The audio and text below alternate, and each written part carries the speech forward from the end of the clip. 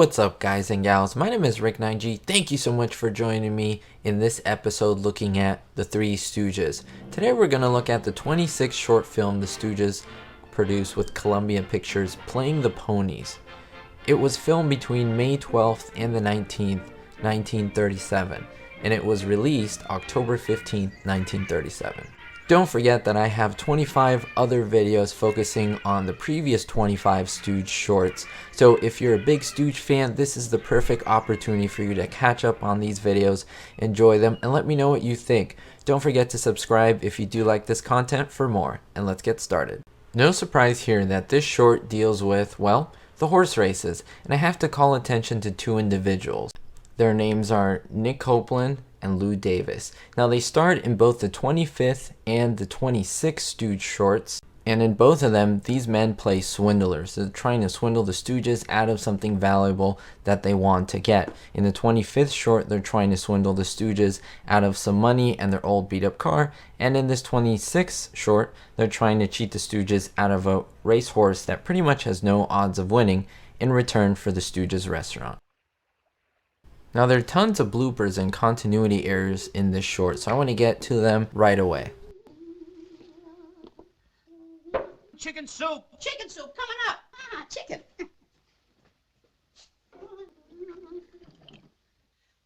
Chicken soup, take it away! Hey, waiter. What is this, pork or veal? What'd you order? Veal. Then it's veal. These customers come up to pay their bill and Larry offers them some after dinner mints or some chili pepperinos.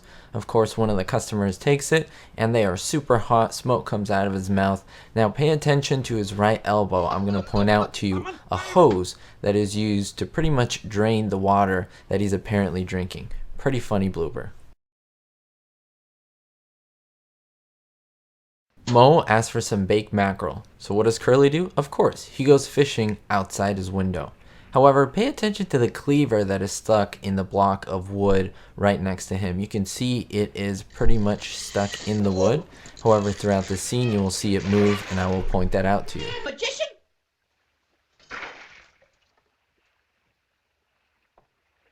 Notice how now the cleaver is no longer stuck in wood, but laid to the side next to the salted peanuts can.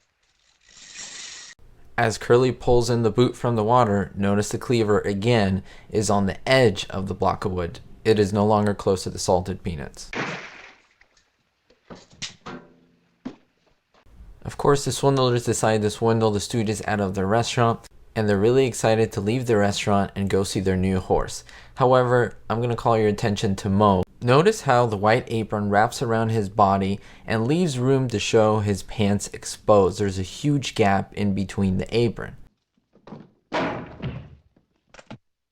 Notice how Mo was actually hit in this scene. Look at his eyes and you can see basically some tears running down his eyes. It shows that he got hit pretty hard. And now take a look at Mo's apron. It's completely wrapped around his body with almost no black space showing. Kind of funny, and of course, this makes us known that this was filmed at another time. The Stooges head to the racetrack and encounter their horse. Unfortunately, they realize that he's, well, not the best of runners. In this scene, Mo accidentally tastes some pepperino, so he goes running and he tosses two objects, his hat and a clock, and they're left on the ground. However, now you see Curly taste some pepperinos and go running in the same direction where no hat or clock can be found. The Stooges decide unanimously that Larry will be the jockey for the horse. However, notice as Larry's riding out of the stable, notice how Larry hits his head on the top of the door frame. However, look again, that's not Larry, it's actually a stunt double. One of my favorite gags from this short. In order for their horse Thunderbolt to run, Larry decides to give him pepperinos, and so of course they are hot and the horse takes off running. He runs really fast, however, but he overheats, so Mo and Curly mount a motorcycle and use a bucket of water to lure the horse to the finishing line. And here's one last blooper for you. Notice the bucket, it doesn't have a bottom, and well, that's because it was a prop. The Stooges of course are lucky and Thunderbolt crosses the finishing line first, and therefore allows the Stooges to relish in their newfound success, money, and fame. Well, thanks again, guys and gals, for watching. I do appreciate it. It does mean a lot to me. Again, don't forget to browse my channel for more content. And stay positive, as I always remind you. It's easy to get to the negative and think about that. But first and foremost, let's think about the positive and push forward. And don't forget, guys and gals, be hopeful.